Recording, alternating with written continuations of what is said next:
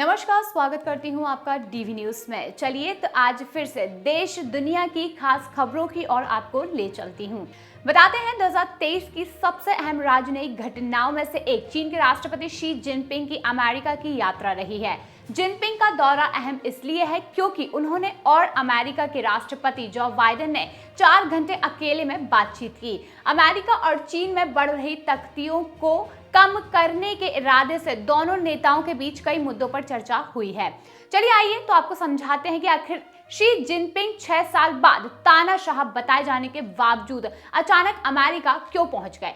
Joe Biden और Xi Jinping की मुलाकात 15 नवंबर 2023 को कैलिफोर्निया के वुडसाइड में फिलोली एस्टेट में हुई थी। बता देते हैं यह बैठक एशिया प्रशांत आर्थिक सहयोग शिखर सम्मेलन के मौके पर हुई थी, जहां दोनों नेताओं ने 4 घंटे तक द्विपक्षीय बातचीत की और साथ में लंच भी किया था। बैठक में दोनों नेताओं ने कई द्विपक्षीय और वैश्विक मुद्दों पर चर्चा भी की थी।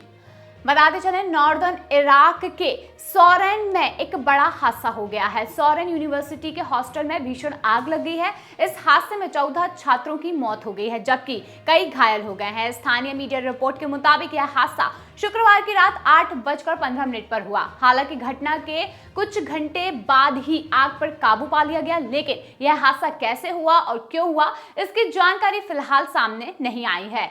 घटना के कारणों का पता लगाया जा रहा है। इस हादसे में 18 छात्रों के घायल होने की खबर भी सामने आई है। सभी को नजदीकी अस्पताल में भर्ती कराया गया, जहां उन लोगों का इलाज भी जारी है। वहीं बता दें इजराइल और हमास के बीच पिछले 2 महीनों से अधिक से ज्यादा युद्ध जारी है। बीच में एक हफ्ते के लिए युद्ध विराम हुआ था, इसके बाद फिर से जंग शुरू हो गई है। वहीं इस बीच गाजा में युद्ध विराम के लिए संयुक्त राष्ट्र सुरक्षा परिषद में एक प्रस्ताव पेश किया गया था। यूएई के इस प्रस्ताव को खारिज कर दिया गया है क्योंकि अपने आप को शांति का रक्षक मानने वाले अमेरिका ने इस मुद्दे पर वीटो कर दिया है। बता दें कि गाजा में पिछले 24 घंटे में सैकड़ों लोग मारे गए हैं। वहीं इसके साथ ही संयुक्त राष्ट्र सुरक्षा परिषद के द्वारा पेश किए गए इस प्रस्ताव में गाजा में तत्काल युद्ध रोकने और सभी बंधकों की बिना शर्त तुरंत रिहाई की मांग की गई थी, मगर अमेरिका ने इस प्रस्ताव पर अड़ंगा लगा दिया, जिस कारण यह प्रस्ताव यूएन सिक्योरिटी काउंसिल में पास नहीं हो सका। बता दें कि इजराइल और हमास के बीच 7 अक्टूबर से युद्ध अभी तक जारी है। इजरायली सेना ने गाजा की सबसे पुरानी ओमारी मस्जिद पर हमला किया है। इससे मस्जिद का बड़ा हिस्सा तबाह हो गया है। वहीं रिपोर्ट के मुताबिक इस मस्जिद को 7वीं सदी में बनाया गया था। इस हमले के बाद हमास ने यूनेस्को से ऐतिहासिक इमारतों की सुरक्षा सुनिश्चित करने की बात भी कही है।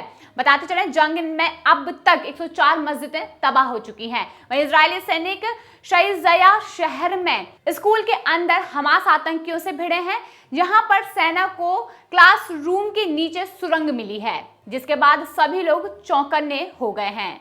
वहीं अब ले चलते हैं ब्रिटेन की ओर। तो ब्रिटेन के भारतवंशी प्रधानमंत्री ऋषि सुनक के खिलाफ अवैध प्रवासियों और शरणार्थियों के मुद्दे पर बागी सुर तेज हो गए हैं।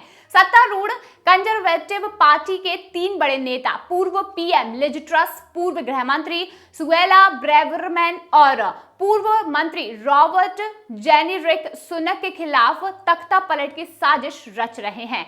ये तीनों नेता घोर कट्टरपंथी हैं। ये तीनों सुनक पर भारतवंशी होने के कारण अवैध प्रवासियों के मुद्दों पर नरम रुख अपनाने का आरोप लगा रहे हैं। सुनक के तैयार किए गए अवैध प्रवासियों से जुड़े संबोधित रवांडा बिल को 12 दिसंबर को निचले सदन यानी कि हाउस ऑफ कॉमन्स में रखा जाएगा। इससे पहले सुनक विरोधी नेता ज्यादा से ज्यादा कंजर्वेटिव पार्टी के नेताओं को इस्तीफे के लिए लामबंद कर रहे हैं। तो ये थी दुनिया की कुछ खास खबरें। ऐसे ही खास खबरों के लिए लगातार हमारे साथ बने रहिए डीवी न्यूज में।